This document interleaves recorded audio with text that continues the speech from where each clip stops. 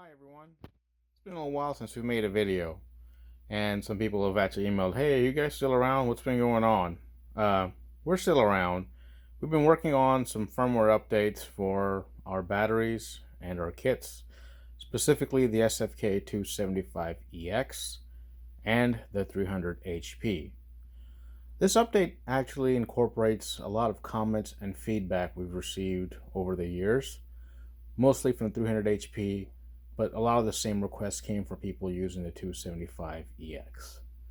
So this is going to be a little long video, and we're going to go over a couple of things, but I think you'll like the improvements, and hopefully this is something that addresses some of the concerns that you have. So let's get on with it. So we'd like to begin by the I/O port of the SFK-275EX and the 300HP. As you know, there are three buttons in here: a Bluetooth, an active balancer control, and a manual heater button. The way the manual heater button would work is if you'd press it, it'd maintain the internal temperature of the battery to around 60 degrees Fahrenheit, or about 15 or so degrees Celsius. I don't know the exact number, but if you calculate it, you'll figure it out. And a lot of people enjoyed it. They liked it. People that have no intention of using our app really liked this feature, so they were very happy. But we also had a considerable amount of people saying, wait a minute, why can't I just change this in the app and I decide if I want the battery to heat up only during charging, or if I wanted to maintain it, or should I choose to simply turn it off? So that was the first concern a lot of people had raised, that we should be able to choose how we want our heating to function. So now let's sort of see what we've done in our recent firmware update to show you what sort of options you have available for the 275EX and the 300HP. Alright guys, let's see how this new firmware is in action. And we're going to go over both the single view and sort of the multi-view. We've got one of our batteries connected to an inverter and also a heater. We were running it for a little bit. We also have it connected to the Victron, and just to kind of get some auxiliary. So one battery's at 47%, the other one is 50%. That's only because we ran it for a little while. One thing to note, if you're using the Victron system or the Servo, you may want to turn Bluetooth off. It can potentially overload the microcontroller if you're having two sets of data being broadcasted. If it works for you, great. But if you are seeing outages, you may want to turn Bluetooth off and just rely on the Servo. Anyway, let's talk about what we have in this sort of new battery. So first we're going to just connect to single view. We're going to connect to this battery and hit connect. And a lot of people may ask, there will be an update for firmware eventually. We don't know the ETA for it. So if you've got 300HP or 275EX, you will get these new features. I cannot give an time right now because the firmware update process has to be perfected, and we're still working on it to make sure you don't have a situation where the BMS gets bricked. So when that's available, we'll let you guys know. But any new ones that you buy now, you'll have the option to choose this new firmware, or you can go with the classic firmware, whatever you prefer. Anyway, now that we're in the screen, let's talk about some of the new icons. You'll see there's a minimum, a maximum, and an icon with the blue thing. What that represents is the minimum state of charge of the battery, the maximum state of charge of the battery, and the heating mode. In this case, the heating mode is set to low temperature charging, which is essentially the traditional method that most batteries have. Whereas if you try to charge the battery below a certain temperature point, the heaters kick on, warm the battery up, and then you can resume charging. But with this firmware update, we sort of changed a few things. One of the main ones is people have said, look, I don't really want to have to press a button to do standby heating. Can I just set it up in the app? And this is exactly what we have done in this firmware. By the way, you'll notice that the tools will load a little faster, so that should also be coming out. But here it is, heating modes. You've got low temp charging, which is essentially the traditional way of battery charging. But you also now have standby heating. What is that? Standby heating is basically a way for you to keep the battery warm regardless of what it's doing. It doesn't matter if it's discharging, it doesn't matter if it's at idle, or if it's charging. What this essentially will do is let you set the battery up so that when you leave it alone, the icon is not changed to an orange icon, it will just maintain the temperature. So if I set it to 40 degrees for low temperature, a standby, it's going to try to maintain 40 degrees, meaning if it falls at 40 degrees, it'll turn the standby heating pads on. They will work all the way about to 45 degrees, and then the heating pads will turn off. And then if it falls down to 40 again, it'll turn the heating pad on again. So you get a 5 degrees Fahrenheit sort of a window where the heating pads will turn on and off. And you can adjust that. You can go back to tools, and in the tools you can set a different setting. For example, if you wanted to have it maintain 50, then it'll work between 50 to 55 degrees. So you now have the option to set up standby heating on the app. You do not have to press a button on the battery. Finally, if you don't want to turn the heating on at all and you want it to behave as if it was a non-heated battery but still had low temperature protection, you can now do that as well. So you have that option to disable heating pads and just use low temperature protection. And when you do that, you'll see a red icon on the main screen. Then you know heating pads will not work, but you still have low temperature protection. So you have that. Okay? Now, here's where this created a little bit of a controversy for us. Not really controversy, but we understand a concern. A lot of people said, I like the concept of low temperature standby heating. It sounds good. But if I forget to turn it off and I just leave my batteries running, they're going to drain themselves dead. And then my batteries will die. That's a valid concern. A lot of people, have said that, if I don't have charging and I just leave them alone, they'll die, and that's a big problem. Okay? Well, we've added state of charge settings. You can now set the upper limit or the minimum limit for the state of charge. This is not voltage based, this is based on the actual shunt. So I've set mine to 100% maximum. Let's say I said 15% was what I want as a minimum. If I hit update, what that's going to do, looks like we got disconnected. And that's one of the reasons why when you have it connected to here and here at the same time, you may experience that. So that's one of the reasons why we say if you're going to be using Victron and the Bluetooth, there is a chance that you may get a disconnect. So disconnect likelihood does increase if you have them both running at the same time. It's at the end of the world. The RS-45 will take precedence over the Bluetooth, but it is something to be aware of. And it should reconnect, so you're not the end of the world, but you got a little bit of a wait that you have to sort of do.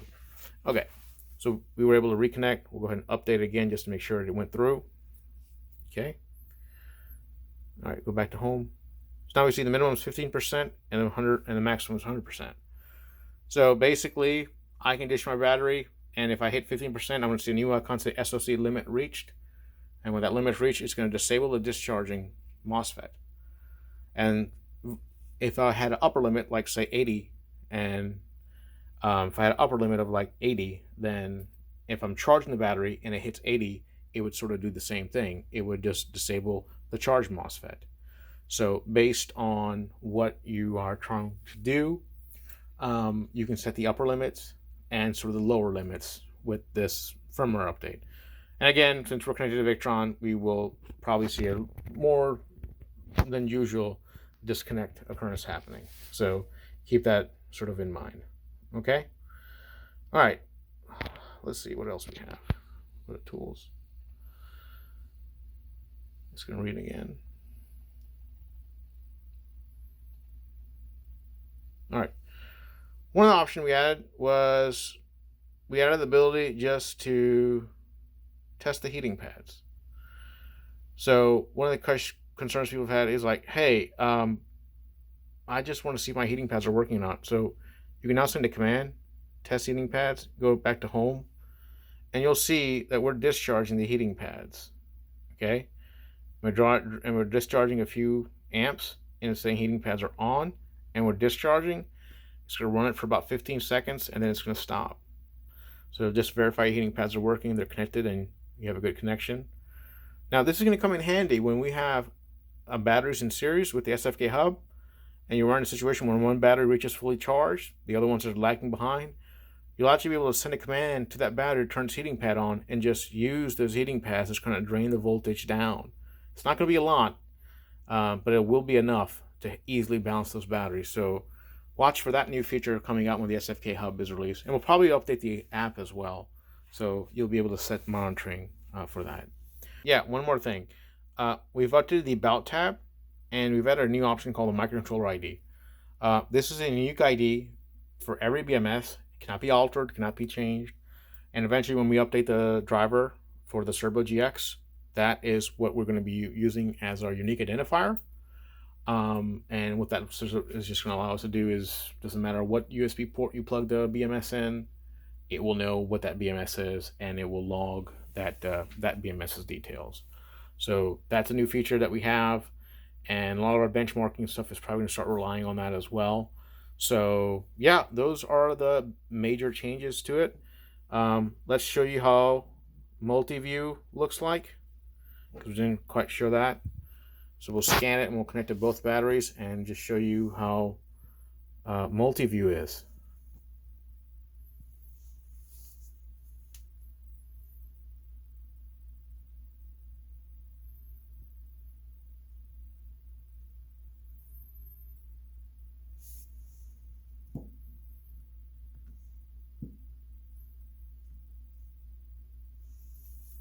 Okay.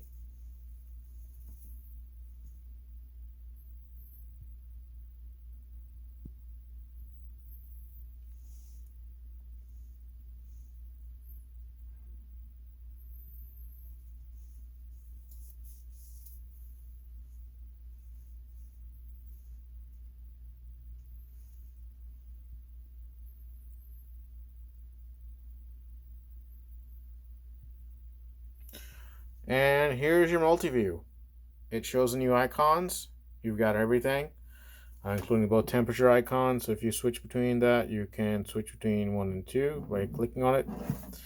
And yeah, it has gotten a little taller, so just be aware of that. But you can still see all that information that you have.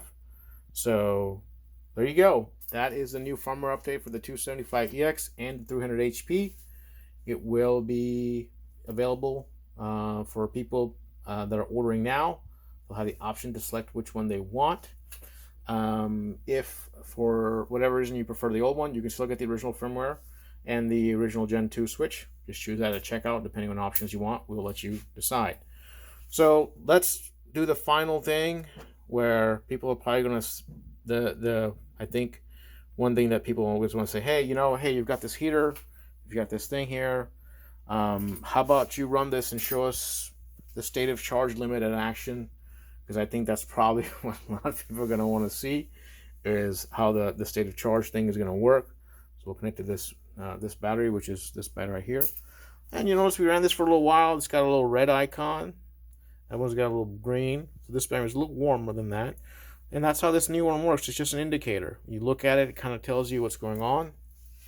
Okay.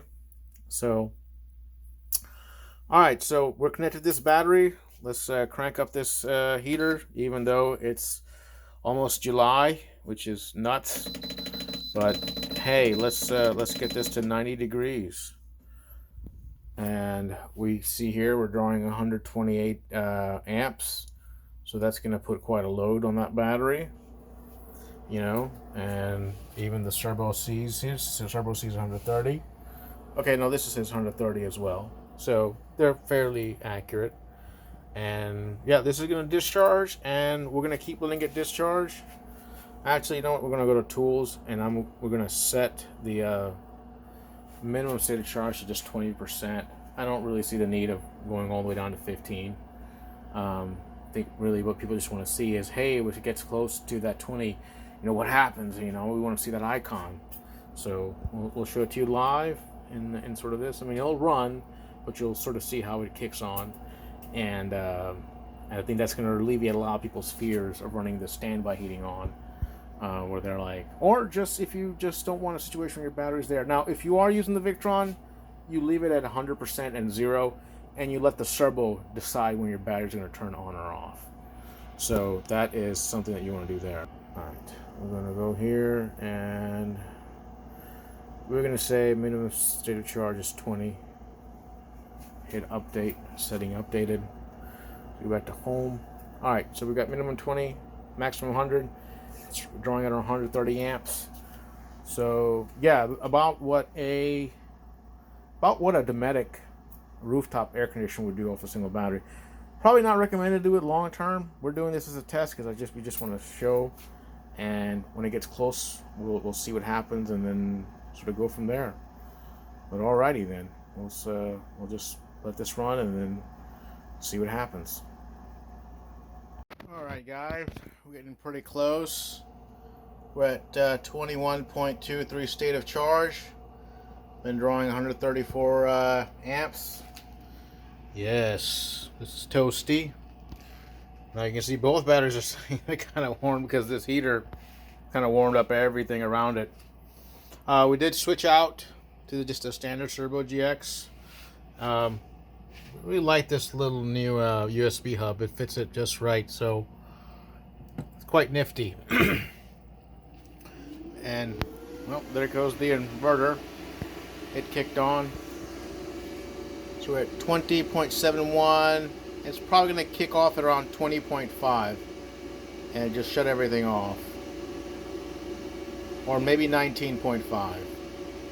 Somewhere around there. So it's going to be 19.5.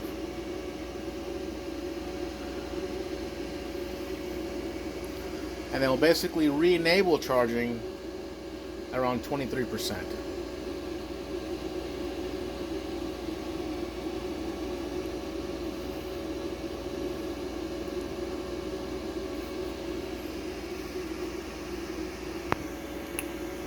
Yeah, there we go. Normally don't recommend drawing this many amps out of a single battery. Everything tends to get warm. As you can see, the internal temperature is already 101, 102. And BMS is 118. And it's probably going to go about to 19.5. And then you'll see discharging turn off. And you should see a state of charge limit indicator appear. Now, why not exactly 20? Well, it's a bit of a story. Let's just say the math works out better. And there you go. State of charge limit. This is not happy. And discharging is disabled. And it will stay that way until you charge it up to at least 23%. So if you charge it up to 23%, then you can start discharging again. And I guess if you might probably want to see that too. So we'll go ahead and do that and put a charger on there, and let's charge it back up to about 23%, and you'll see when that SOC limit disappears. But that's pretty nifty, huh? Since it hit 20%, their charge limit is there. So if you're in a situation where your heater's running or something like that and you're worried about your batteries draining below 20%, well, now you've got something that works off the SOC meter, not on voltage. Even though our voltage is 12.66, we would still be fine. All right, let's put a charge on it and let's see when the state of charge, when discharging becomes enabled again. All right, now let's try to go ahead and charge it. One thing to note, if you do hit the state of charge minimum, it will turn off some of these auxiliary functions like the balancer and the temperature monitor. So keep that in mind. You won't be able to turn it on because discharging is turned off. So anyway, let's plug in our charger.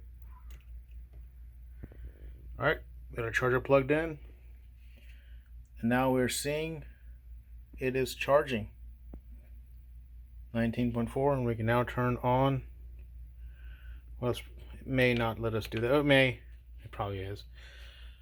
Now you'll see both MOSFETs are there. As long as it's receiving current, both MOSFETs will work that way.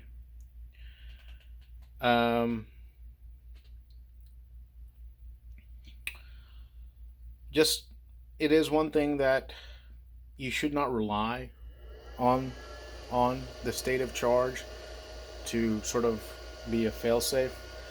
Well, you should set up your inverter, especially if you're using a servo, to cut off before that happens. But this is if in case you are not having a Victron system or some other system and you just want a way to protect your battery, so you'll be able to do that sort of with this. And because of that,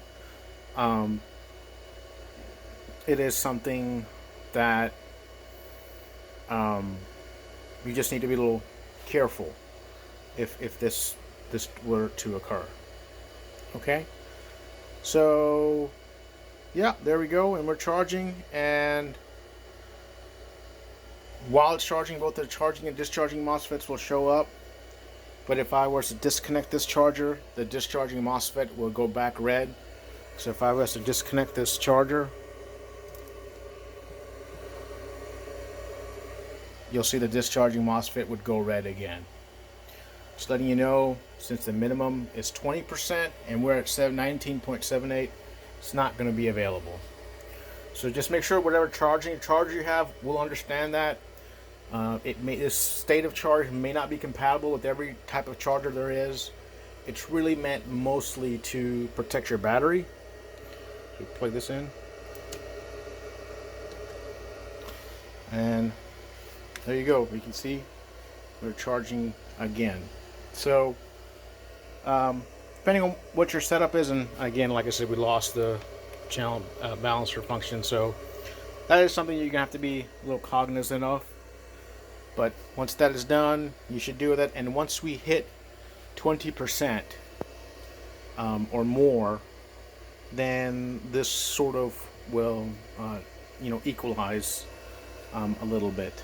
But for now, let's just sort of keep going, and we'll just check back when we're closer to 24, 20, 22, 23%, and we'll sort of show you how it works. But the upper limit's going to be 3 above the minimum. So if the minimum is 20, you have to hit at least 23, 23.5 before the discharging MOSFET will become available. Alright, so we'll just let it run and we'll check back when we're closer to like 24, 25%. Alright. Alright guys, we're getting close to about where it needs to be so that discharging can become enabled again.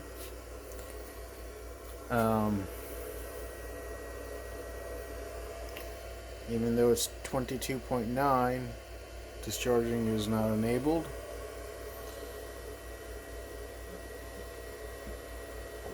In fact, I'll show you. Well, we hit 23%, it may still be enabled. Let me see. As you can see, even though it's there, discharge enabled, and the alert is gone. So there is no more alert for the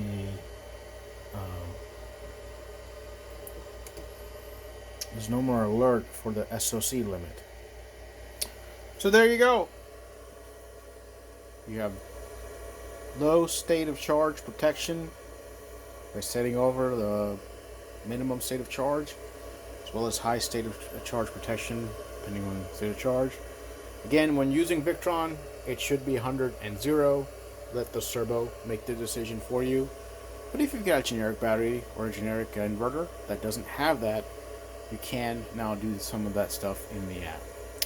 So we're going to parallel these charged batteries, get them charged up all the way. These are actually customer batteries, so they're going to be getting them.